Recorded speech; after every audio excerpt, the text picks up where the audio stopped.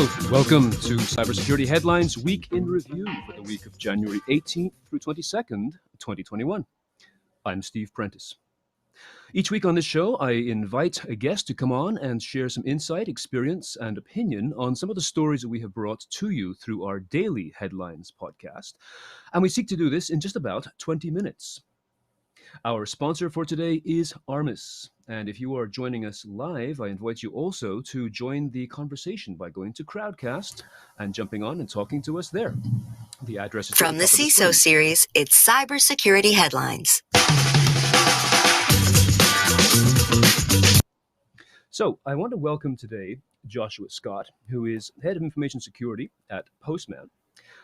Joshua, welcome to our show today. Hi, thanks for having me. Happy to be here. It's another tumultuous week, as it always is. There's no such thing as a quiet news day. And so just wanted to get into some of the stories that we've been looking at.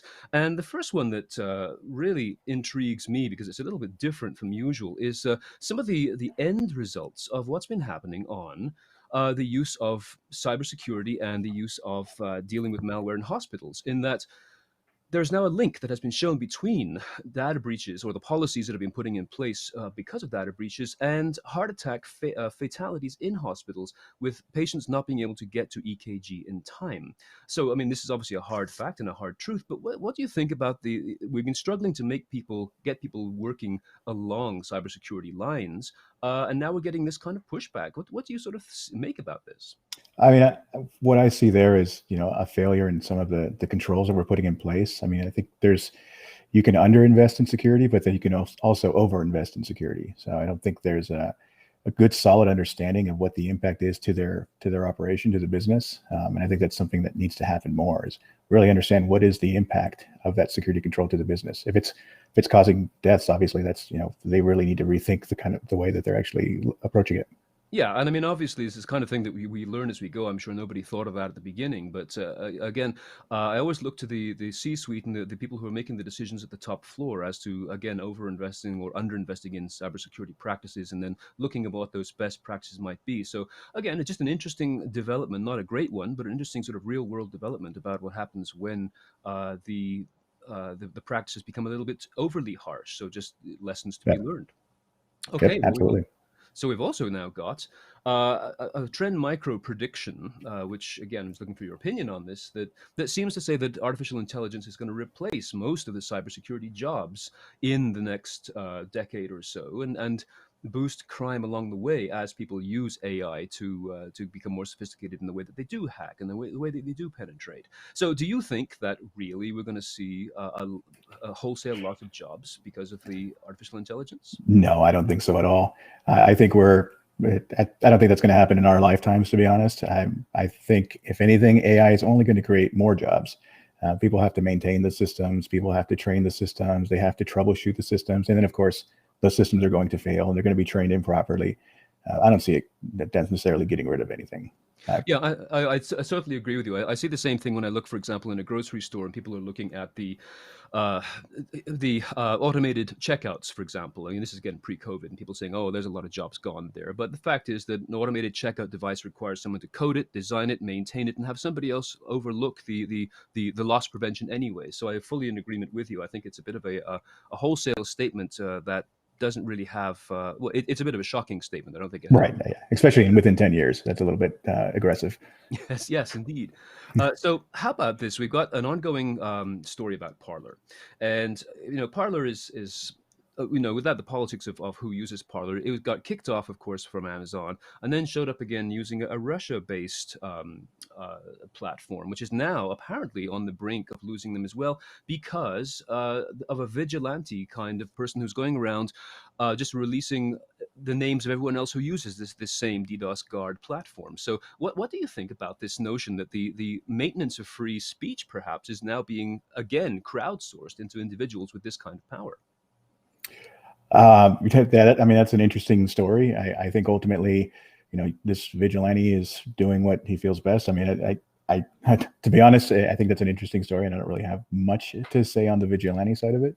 I think Parler is going to resurface somewhere at some point, even if they don't get back on DDoS guard. There's always going to be some host that's going to take on these types of platforms, and I don't It's just interesting to see that we've been worried about the Orwellian lifestyle for decades, Yeah, and then the actual people who've got the power seems to be us. If you just got a little bit of abilities to do this kind of thing, we're the ones who are able to censor our own anybody with an opposing yeah, view. So interesting to watch. I mean, Parler again just keeps coming back in the news as it struggles to maintain a presence. right.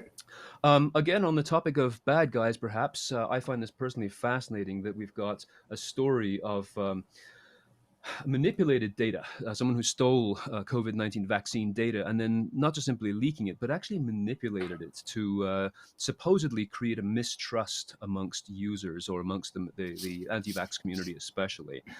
So, really, have you seen a lot of this kind of uh, sinister kind of motivation to create? This isn't a matter of just hacking technology. This is about hacking trust or hacking emotion.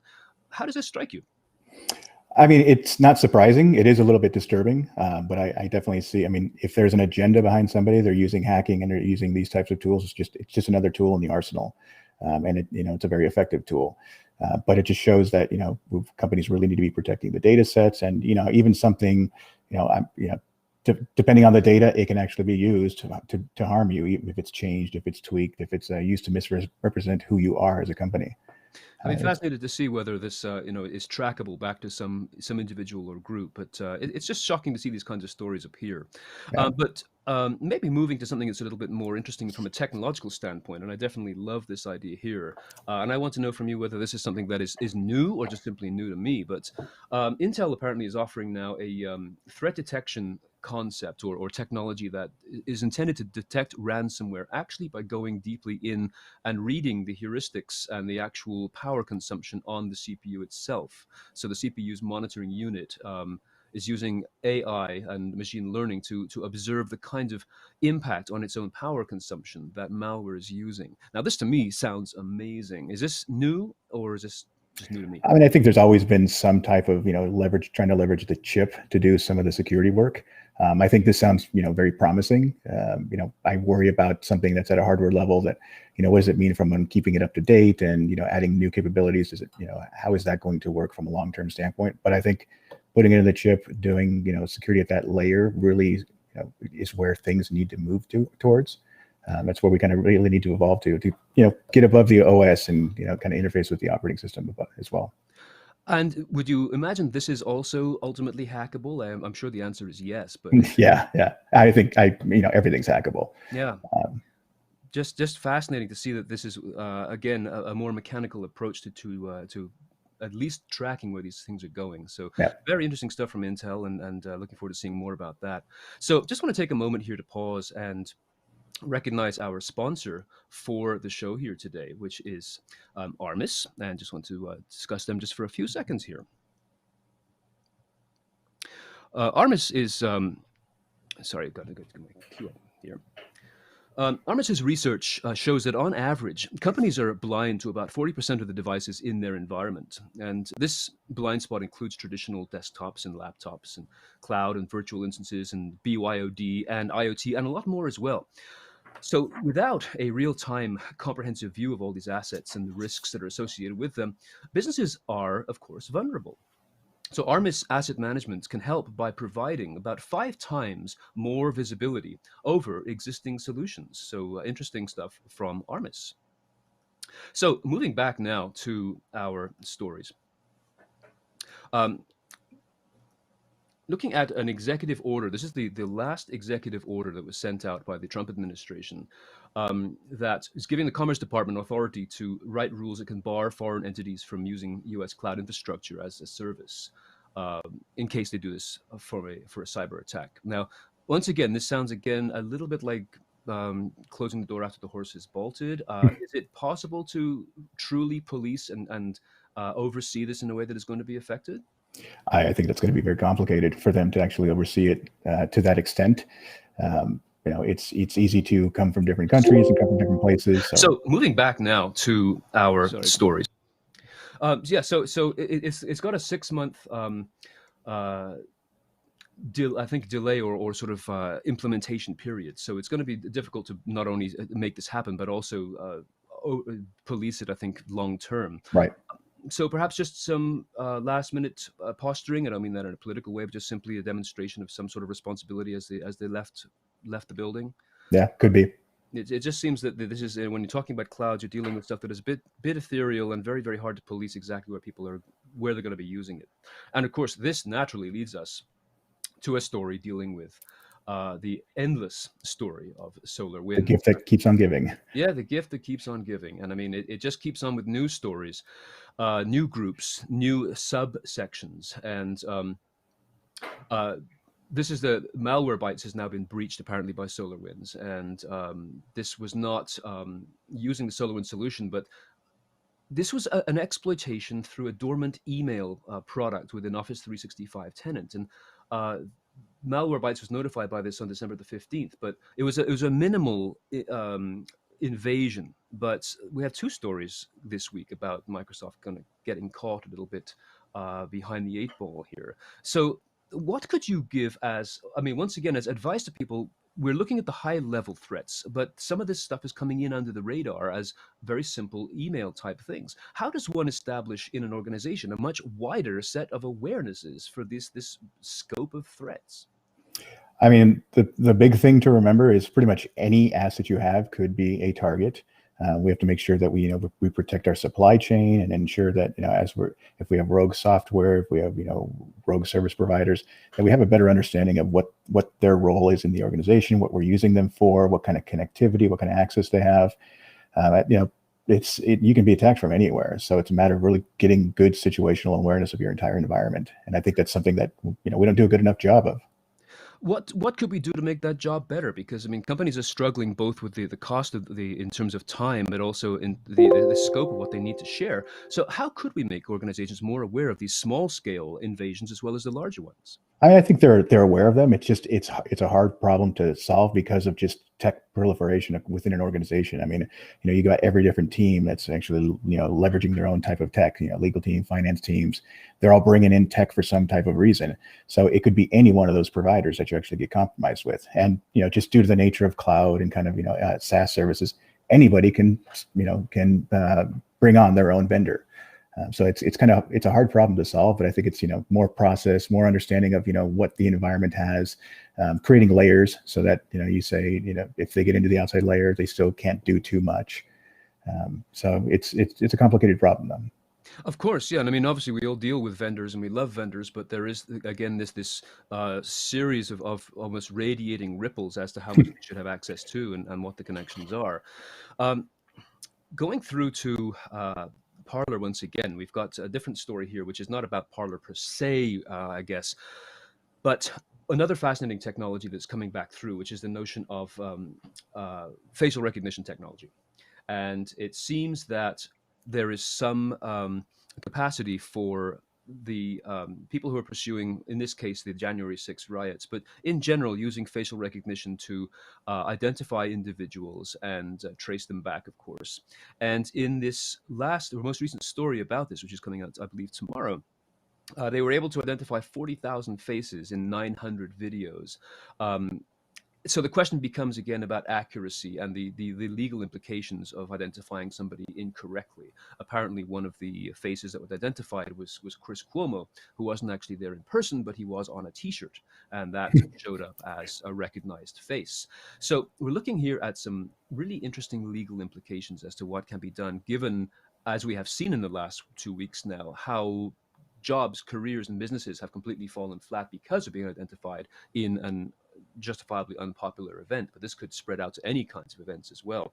So this is a facial recognition story. Is it something that you have had some experience with? Have you seen? Have you read? Got any opinions I about mean, it? I've read about it. I think this goes back to the one of the first stories about just AI and what its role is in the next 10 years. And I think these are one of those techs that it's going to have issues. It's not going to be accurate.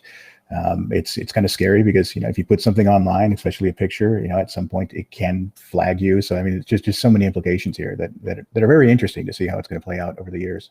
Indeed, and I'm wondering also about the statute of limitations here. I mean, how long a picture can stay as a legal component over the years, because you've got just like everything else in the internet, it doesn't go away. It's just like Right. it's always there. So This is an interesting ongoing story that we like to follow here, is that the use of facial recognition, the clear view and technologies like that, they are being used. And there's a slippery slope issue on one side. There's also a public protection issue on the other side as to what can be done. But I think in the middle, and what is most fascinating here is the accuracy. I mean, it's quite Right. fascinating to see in a stadium with 30,000 people in it, which we used to see and we'll see again sometime, that individual faces can be pulled out. So it's a remarkable twist on and personal privacy. Even apparently when people are wearing face masks, this still can be done to a great degree of accuracy as well. Yeah, that's So scary. it is. So going back now to something a little bit old school, it seems that there was a phishing scam that happened in August of this year, which was just simply a malicious HTML attachment that once again bypassed Microsoft Office 365 Advanced Threat Protection, stealing employees' credentials. So a simple document is kind of like a PDF, just something to click on. We bring this one up because we just covered with great love in the last week or so the story of GoDaddy and the Right. phishing gift that Yeah. employees got. Now, the general sense or reaction about that was that was an unfair thing to do. GoDaddy should be chastised, and I read a couple of comments saying people should look for work elsewhere if their employers are going to treat them like that. But I want to just question that for a moment. I mean, is this again the road to hell being paved with good intentions, or is this the kind of learning that people need to have? It isn't so much a name and shame game, but still the need to catch people out. Is it a good thing, tough medicine, or unnecessary? I think there are better ways to do it. I think you can still have the same impact and still, test phishing with different mechanisms or different message. The message they used at the time, about bonuses and all that, I think that was just a little bit uncalled for at that time, especially holiday times and with everything that's been happening. But isn't that the nature of phishing? To I catch mean, I agree. It's exactly what an attacker is going to do. But I think we can still accomplish the same. And I think ultimately, we don't want to turn our employees into, the enemy. We don't want them to see us as the enemy either. So it's how do we actually work with the organization to improve that? How can we actually invest more in tech to actually be able to detect more types of phishing, attacks and those types of messages versus just relying on awareness and testing out, phishing exercises. I just don't think that that's necessarily the perfect approach. No, I mean, nobody likes to get caught out on this, but I'll admit this is what my background is in the psychological side of people and technology. So, the instant reaction of, hey, I'm getting a bonus this year, Yeah. that's what's going to catch people. And I'm just wondering how we can handle that without being excessively cruel or losing good people along the way. Exactly. Let's And the fact is people are going to, fall for phishing. I mean, my team was actually doing something similar. And they wrote a very crafty phishing response. And I actually they got me. I got popped. And, it happens. It happens to everyone. It happens to people that actually can recognize these types of things or that normally do. It's always great when a cybersecurity expert admits that they did too. And I mean, you're not the first It time. happens. It happens to all of us. Yes, Yep. absolutely. But this is it. It's human nature. So once again, an interesting sort of ongoing story. And just for our last one then for today, we've got a privacy issue here, a GDPR type issue, that worker surveillance is kind of spiking in the US and Europe as employers are trying to monitor remote workers during the pandemic. So, we're watching, whether this is keyloggers and keystrokes or just simply gathering data, there is a new sort of level or generation of employee oversight. I don't want to use the word espionage here, but this is Right. going up against the EU GDPR regulations and other similar type things. So they are getting fined for capturing this information. I guess my question to you here is how does a leader lead when they are pressured to keep tabs on their employees like this? It's a difficult thing to do. Yeah, I mean, I think you got to trust your employees. Number one, if you're in that type of environment where you actually have to spy on your employees, I think there's a different problem that needs to be solved. It's also interesting too. Just work from home scenarios definitely change kind of the landscape because we no longer own the network and the infrastructure that the person is on. Whereas generally, when you were in an office, there's generally no right to privacy within an office for the most part within on company approved equipment. Yeah. So this kind of changes that landscape altogether. So it's you got to have trust. You got to trust the employees and set up based on outcomes. As long as they're working their outcomes, then it doesn't really matter what they're doing to a certain extent.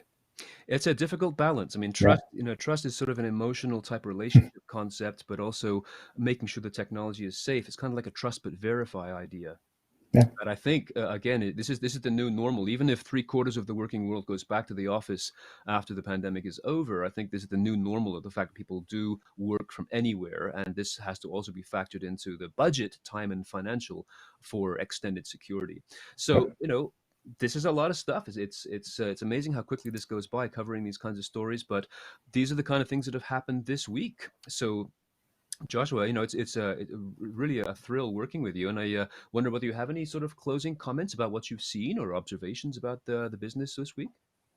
No closing comments. This has been really fun and informative, and these are good stories. And yeah, thanks for having me on. Well, it's a great pleasure. So, I mean, you're from Postman, and you told me before they're hiring, which is always good to Yeah. hear. So, I'm hoping that that gets across to the audience as well. So, thank you so much for being with us today and just sharing your insight and wisdom. It's just been an absolute hoot. I just love it. All right. Excellent. Nice to be here. Thanks. Well, thank you. So I'm just going to wrap up here by saying, this has been another tumultuous week, as I said at the beginning, in cybersecurity, and it's always that way. But it's a reminder that, keeping on top of changes and technologies and keeping good people in your network is a vital part, is a professional skill. So to that end, as I close the session here, I want to invite you to join us on Fridays as well for our video chat, because this too has great guests, great topics, and a great interactive audience. And ends with a wonderful speed dating, speed networking opportunity, which together means new knowledge, new people in your skill set, a really great way to round off the week. And you can find all that by going to CISOseries.com and clicking on the register for video chats button. As for me and for us, we'll be back again next week, and I look forward to seeing you and hearing from you then. So thank you very much for listening to us today. I'm Steve Prentice. Stay safe. We'll see you then. Thanks. Cybersecurity headlines are available every weekday. Head to CISOseries.com for the full stories behind the headlines.